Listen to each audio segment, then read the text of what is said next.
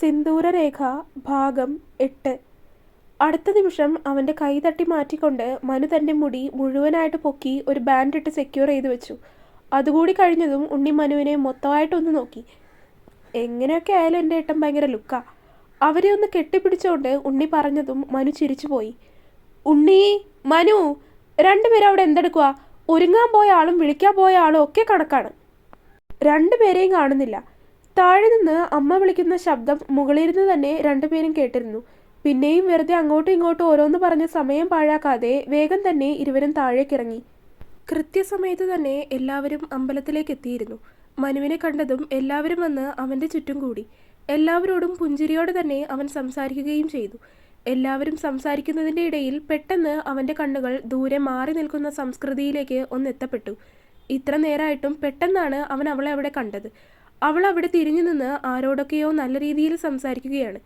അങ്ങോട്ടും ഇങ്ങോട്ടും ഒക്കെ തിരിഞ്ഞു നിന്ന് ചുറ്റുമുള്ള എല്ലാവരോടും നല്ല രീതിയിൽ ചിരിച്ച് സംസാരിച്ചുകൊണ്ടിരിക്കുകയാണ് അവൾ.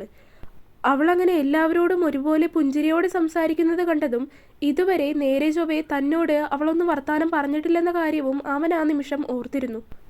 അമ്മാളും ഇപ്പോൾ വരും, അതിനിങ്ങനെ നോക്കിക്കൊള്ളണ്ട.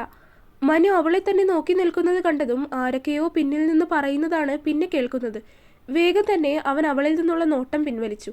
അവളെ അങ്ങനെ പെട്ടെന്ന് കണ്ടപ്പോൾ ഓരോന്ന് ആലോചിച്ചിട്ട് നോക്കി നിന്നു പോയതാണ്. അതിന് അവരിങ്ങനെയും കരുതി. അവരങ്ങനെ പറഞ്ഞത് കൊണ്ട് തന്നെ പിന്നീട് അവൻ അവൾ നിൽക്കുന്ന ഭാഗത്തേക്ക് നോക്കാനേ പോയില്ല. കുറച്ച് സമയം കഴിഞ്ഞപ്പോഴേക്കും മനുവിൻ്റെ അടുത്തേക്ക് അവൻ്റെ ശത്രുക്കളെത്തി. മറ്റാരുമല്ല, ഫോട്ടോ എടുക്കാനുള്ള ഫോട്ടോഗ്രാഫേഴ്സാണ്. സാറേ, മുടക്ക് പറയരുത്. മുഹൂർത്തമാകാൻ ഇനിയും അരമണിക്കൂർ സമയം ബാക്കിയുണ്ട്. അതുകൊണ്ട് ഇപ്രാവശ്യം നമുക്ക് അത്യാവശ്യം നല്ല രീതിയിലുള്ള കുറച്ച് ഫോട്ടോസ് എടുക്കാനുള്ള സമയമുണ്ട്. സാറൊന്ന് വന്നാൽ നന്നായിരുന്നു. അവനോട് അപേക്ഷിക്കുന്ന രീതിയിലാണ് ഫോട്ടോഗ്രാഫേഴ്സ് ഫോട്ടോ എടുക്കുന്നതിന് വേണ്ടി അനുവാദം ചോദിച്ചത്. അവരുടെ ആ ചോദ്യം കേട്ടതും മനു അറിയാതെ തന്നെ ചിരിച്ചു പോവുകയാണ് ചെയ്തത്. അവൻ ചിരിക്കുന്നത് കണ്ടപ്പോൾ തന്നെ ഫോട്ടോഗ്രാഫേഴ്സിൻ്റെ മുഖത്ത് പകുതി ആശ്വാസം വരുന്നത് അവൻ അറിഞ്ഞിരുന്നു. വരൂ, നിങ്ങൾ എവിടെയാ ഫോട്ടോഗ്രാഫി പ്ലാൻ ചെയ്തിരിക്കുന്നത്? മനു പുഞ്ചിരിയോടെ തന്നെ അവരെ കൂട്ടി നടന്നു. മനു അവരുടെ കൂടെ നടക്കുമ്പോൾ പിന്നിലായി സംസ്കൃതിയും ഉണ്ടായിരുന്നു.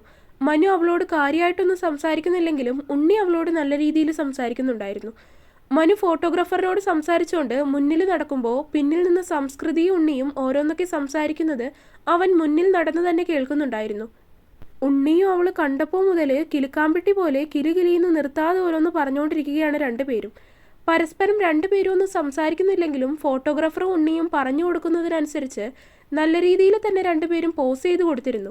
അമ്പലത്തിൻ്റെ കുളക്കടവിലും ആൽമരത്തിലും അമ്പലത്തിനരികിലുമൊക്കെ നിന്ന് രണ്ടുപേരും ഒരുമിച്ചുള്ളതും ഒറ്റയ്ക്കുള്ളതുമായിട്ടുള്ള ഒരുപാട് ഫോട്ടോകൾ എടുത്തിരുന്നു. അതിനിടയിൽ ഉണ്ണി അവരുടെ കൂടെ നിൽക്കുന്നതും ഉണ്ണിയുടെ ഒറ്റയ്ക്കുള്ള ഫോട്ടോകളും എടുക്കാൻ മറന്നില്ല. ഒടുവിൽ അരമണിക്കൂർ കഴിഞ്ഞപ്പോഴേക്കും മുഹൂർത്തമായി. രണ്ടുപേരും അമ്പലത്തിലേക്ക് കയറി. എന്നിരുന്നാലും ഇത്ര സമയമായിട്ടും രണ്ടുപേരും പരസ്പരം ഒന്ന് പുഞ്ചിരിക്കുകയോ ഒരു വാക്ക് സംസാരിക്കുകയോ ചെയ്തിട്ടില്ലെന്നുള്ളത് അത്ഭുതം തന്നെയായിരുന്നു. അമ്പലം കടന്ന് അകത്തേക്ക് കയറാൻ ഒരുങ്ങിയപ്പോൾ തന്നെ സംസ്കൃതി അവളുടെ സാരിയുടെ മുന്നിലെ പ്ലീറ്റ്സിൽ തട്ടി മുന്നിലേക്കൊന്ന് ആഞ്ഞു പോയിരുന്നു. സൂക്ഷിച്ച് എന്ന് പറഞ്ഞ് അപ്പോൾ തന്നെ മനു അവളുടെ കയ്യിൽ പിടിച്ച് അവളെ വീഴാതെ തടഞ്ഞു നിർത്തിയിരുന്നു. പെട്ടെന്ന് അവളങ്ങനെ വീഴാൻ പോയപ്പോൾ പിന്നിന്ന് എല്ലാവരും ഒരുപോലെ ശബ്ദം ഉണ്ടാക്കിയിരുന്നു. എന്നിരുന്നാലും മനു അവളെ വീഴാതെ പിടിച്ചു നിർത്തിയത് കണ്ടതും എല്ലാവരുടെയും ചുണ്ടുകളിൽ ഒരു പുഞ്ചിരി തങ്ങി നിന്നിരുന്നു. എല്ലാ കർമ്മങ്ങളും രണ്ടുപേരും ഒരുപോലെ നിർവഹിച്ചു കഴിഞ്ഞ് ഒടുക്കം പൂജാരി മനുവിൻ്റെ കയ്യിലേക്ക് പൂജിച്ച് താലി എടുത്തു കൊടുത്തു.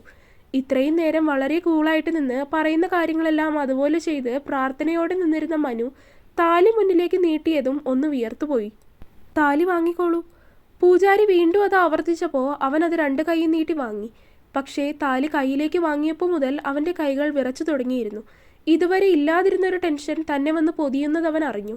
പൂജാരി അതെങ്ങനെയാണ് അവളുടെ കഴുത്തിൽ അണിയിക്കേണ്ടതെന്ന കാര്യമൊക്കെ അവന് കൃത്യമായിട്ട് തന്നെ പറഞ്ഞു കൊടുത്തു. മനു അതെല്ലാം തലയാട്ടി കേൾക്കുകയും ചെയ്തു. ഇനി താലി കെട്ടിക്കോളൂ. പൂജാരി പറഞ്ഞതും അവൻ്റെ നോട്ടം ആദ്യം എത്തി നിന്നത് അമ്മയിലേക്കായിരുന്നു. അമ്മ കണ്ണുകൾ അടച്ചു കാണിച്ചതും അവൻ ആ താലി കയ്യിൽ മുറുക്കി പിടിച്ച് ഒരു നിമിഷത്തേക്ക് കണ്ണുകൾ അടച്ച് ഒന്ന് മനസ്സിനെ ശാന്തമാക്കി തൻ്റെ വരുതിയിലാക്കി. ശേഷം കണ്ണുകൾ തുറന്ന് ആ താലി അവളുടെ കഴുത്തിലേക്ക് ചേർത്ത് കെട്ടിക്കൊടുത്തു. താലി കെട്ടിക്കഴിഞ്ഞ ശേഷം അവൻ്റെ നോട്ടം അവളുടെ നേർക്കൊന്ന് പോയി. കൈകൾ കൂപ്പി കണ്ണുകൾ അടച്ച് തൻ്റെ അരികിൽ തന്നെ നിൽക്കുകയാണ് അവൾ. ചുണ്ടുകൾ അനങ്ങുന്നുണ്ട്. അവൾ എന്തൊക്കെയോ പ്രാർത്ഥിക്കുകയാണ് എന്നവന് മനസ്സിലായി. കെട്ടിക്കഴിഞ്ഞതും അവനും ഭഗവാനെ നോക്കി ഒന്ന് കൈകൂപ്പി പ്രാർത്ഥിച്ചു. അമ്മ പറഞ്ഞതുപോലെ ദീർഘമായിട്ടുള്ളൊരു ദാമ്പത്യ ജീവിതം നൽകണേ എന്ന് തന്നെയായിരുന്നു അവൻ്റെ മനസ്സിൽ അന്നേരം ഉണ്ടായത്, എന്തിനെന്ന് പോലും അറിയാതെ. അതിനുശേഷം പൂജാരി ഒരു താലം അവന് നേരെ നീട്ടി. അതിൽ നിന്ന് അവനോട് കുങ്കുമം എടുക്കാൻ പറഞ്ഞതും മോതിരവിരലിൽ അവൻ അതിൽ നിന്നൊരു നുള്ളു കുങ്കുമം തൊട്ടെടുത്തു. കണ്ണുകളടച്ച് കൈകൾ കൂപ്പി ഭഗവാന്റെ മുന്നിൽ നിന്ന് പ്രാർത്ഥിക്കുന്ന അവളുടെ സിന്ദൂര രേഖയിൽ അവൻ ആ കുങ്കുമം നീട്ടി വരച്ചു. കയ്യിലുണ്ടായിരുന്ന ബാക്കി സിന്ദൂരം അവനൊരു ടിഷ്യൂവിൽ തുടച്ചു നീക്കി. അതുകൂടി കഴിഞ്ഞതും അവൻ അവളെയൊന്ന് നോക്കി. അന്നേരം അവളുടെ കണ്ണുകളൊന്ന് നിറഞ്ഞിരിക്കുന്നു. അത് കണ്ടതും അവനും ആകെ വല്ലാതെയായിപ്പോയി. എന്താ കാര്യമൊന്നറിയില്ലല്ലോ. കരയല്ലേ? അവൻ പോലും അറിയാതെ അവളുടെ കാതിനടുത്ത് വന്ന് അവൻ പറഞ്ഞു പോയി. ആദ്യമായിട്ട് അവൻ അവളോട് സംസാരിച്ചത് അതാണ്. വേഗത്തിൽ അവൾ ആ കണ്ണുനീർ കവിളിലേക്ക് ഒഴുകി വരാത്ത വിധത്തിൽ തുടച്ചു നീക്കി. അമ്പലത്തിലെ ചടങ്ങുകളെല്ലാം കഴിഞ്ഞതും അവൾ എല്ലാവരിൽ നിന്നും അനുഗ്രഹം വാങ്ങി. ആദ്യം അച്ഛനിൽ നിന്ന്, പിന്നെ അമ്മ, ശേഷം മനുവിൻ്റെ അമ്മ, അങ്ങനെ എല്ലാവരിൽ നിന്നും ഇരുവരും അനുഗ്രഹം വാങ്ങി. പിന്നീട് അവിടെ നിന്ന് തന്നെ ഒരുപാട് ഫോട്ടോസൊക്കെ എടുത്തു. അത് കഴിഞ്ഞപ്പോഴാണ് പരിപാടി നടത്തുന്ന ഓഡിറ്റോറിയത്തിലേക്ക് പോയത്. അത്യാവശ്യം നല്ല രീതിയിൽ തന്നെയായിരുന്നു അവിടുത്തെ കാര്യങ്ങളൊക്കെ അറേഞ്ച് ചെയ്തിരുന്നത്.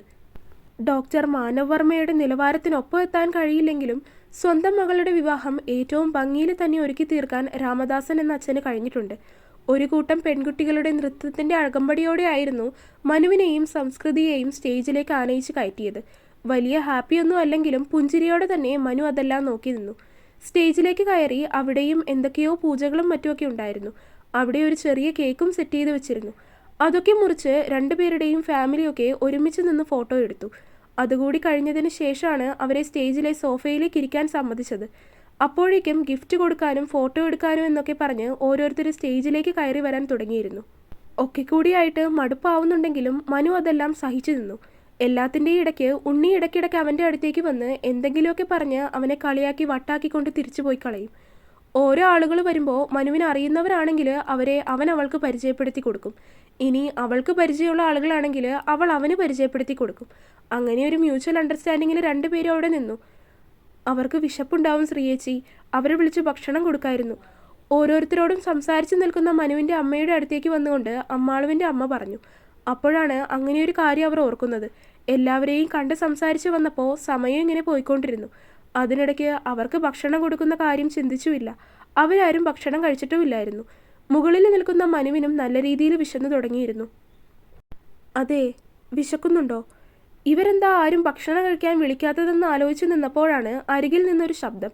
മനു തലചരിച്ച് അവളെ ഒന്ന് നോക്കി. നിഷ്കളങ്കമായി അവനെ നോക്കി വിശക്കുന്നുണ്ടോയെന്ന് നോക്കി നിൽക്കുകയാണ് സംസ്കൃതി. Yes, I am starving, Manu മുഖം ചുളിച്ചുകൊണ്ട് അവളോട് പറഞ്ഞു. അപ്പോഴേക്കും അവരെ വിളിക്കാനായിട്ട് ആദർശ്, അതായത് അമ്മാളുവിൻ്റെ അനുജൻ അങ്ങോട്ടെത്തി. ചേട്ടാ, ചേച്ചി വാ, ഭക്ഷണം കഴിക്കാം. അത് പറഞ്ഞതും മനു സ്വർഗം കിട്ടിയതുപോലെ വേഗം തന്നെ സ്റ്റേജിൽ നിന്നിറങ്ങി. കൂടെ അവളെ പിടിച്ചിറക്കാനും അവൻ മറന്നില്ല. വിവാഹവേഷത്തിൽ തന്നെയായിരുന്നു അവൾ അപ്പോഴും നിൽക്കുന്നത്. മനു അതിൽ നിന്ന് മാറി ഒരു ഷർട്ടൊക്കെ എടുത്തിട്ടിട്ടുണ്ടായിരുന്നു. അവളുടെ സാരിയൊക്കെ സ്റ്റെയറിൽ നിന്ന് ഇറങ്ങാൻ നേരം അവൻ ഒതുക്കി പിടിച്ചൊക്കെ കൊടുത്തിരുന്നു. അതെല്ലാം കൃത്യമായിട്ട് ഫോട്ടോഗ്രാഫർ ക്യാമറയിൽ പകർത്തുകയും ചെയ്തു. മനുവും അമ്മാളുവും ഇരുന്നപ്പോൾ തന്നെ അച്ഛനും അമ്മയും ഉണ്ണിയും അമ്മയും അപ്പുവും ഒക്കെ അവരുടെ കൂടെ തന്നെ ഇരുന്നു. എല്ലാവരും ഒരുമിച്ചിരുന്ന് ഭക്ഷണമൊക്കെ കഴിച്ചു. ഭക്ഷണം കഴിച്ചു കഴിഞ്ഞ് പോയി സെക്കൻഡ് സാരി ഉടുത്തു. കടുംപച്ച നിറത്തിലുള്ള സാരി ആയിരുന്നു പിന്നീട് ഉടുത്തത്. മനു മുണ്ട് മാറി ഉടുത്തില്ലെങ്കിലും ഷർട്ട് മാറി പച്ച നിറത്തിലുള്ള ഷർട്ടൊക്കെ എടുത്തുടുത്തു. ഭക്ഷണം കഴിച്ചു കഴിഞ്ഞപ്പോഴും ആളുകളൊക്കെ ഉണ്ടായിരുന്നു. തിരക്കൊഴിയുന്നില്ല. പിന്നെയും ഫോട്ടോ എടുക്കുന്നത് തുടർന്നു. ഒടുവിൽ മനുവിൻ്റെ വീട്ടിലേക്ക് പോകാനുള്ള സമയമായി തുടങ്ങിയിരുന്നു. മനുവിൻ്റെ വീട്ടിലേക്ക് പോയി വൈകിട്ടാകുമ്പോൾ ഇന്ന് തന്നെ സംസ്കൃതിയുടെ വീട്ടിലേക്ക് തിരികെ വരും. എന്നിരുന്നാലും അവളുടെ ഉള്ളിൽ താൻ ഇനി അവിടെയാണ്, അച്ഛൻ്റെയും അമ്മയുടെയും അടുത്തുനിന്ന് ദൂരേക്ക് പോവുകയാണ് എന്നൊക്കെയുള്ള ചിന്തകളായിരുന്നു നിറഞ്ഞു വന്നത്. ഇറങ്ങാൻ നേരമായി കേട്ടോ, ഇപ്പോൾ ഇറങ്ങിയാലേ സമയത്തിന് ഗൃഹപ്രവേശം നടത്താനാവൂ. അവരുടെ അടുത്തേക്ക് വന്നുകൊണ്ട് സംസ്കൃതിയെ ചേർത്ത് പിടിച്ചുകൊണ്ട് മനുവിൻ്റെ അമ്മ പറഞ്ഞതും അവളൊന്ന് മുഖം ഉയർത്തി അമ്മയെ നോക്കി. ഉള്ളിൽ തിങ്ങി നിറഞ്ഞു നിൽക്കുന്നത് സങ്കടമാണെങ്കിലും അവൾ അമ്മയെ നോക്കി ഒരു പുഞ്ചിരി വരുത്തി തീർത്തു. തുടരും. അപ്പോൾ വീഡിയോ കണ്ടവരെല്ലാവരും വീഡിയോ ലൈക്ക് ചെയ്യുക. നിങ്ങളുടെ അഭിപ്രായങ്ങൾ എന്തായാലും അത് കമൻ്റായിട്ട് അറിയിക്കുക. ചാനൽ സബ്സ്ക്രൈബ് ചെയ്യാത്തവരുണ്ടെങ്കിൽ സബ്സ്ക്രൈബ് ചെയ്യുക. അടുത്ത പാർട്ടായിട്ട് നാളെ വരാട്ടോ. ബൈ.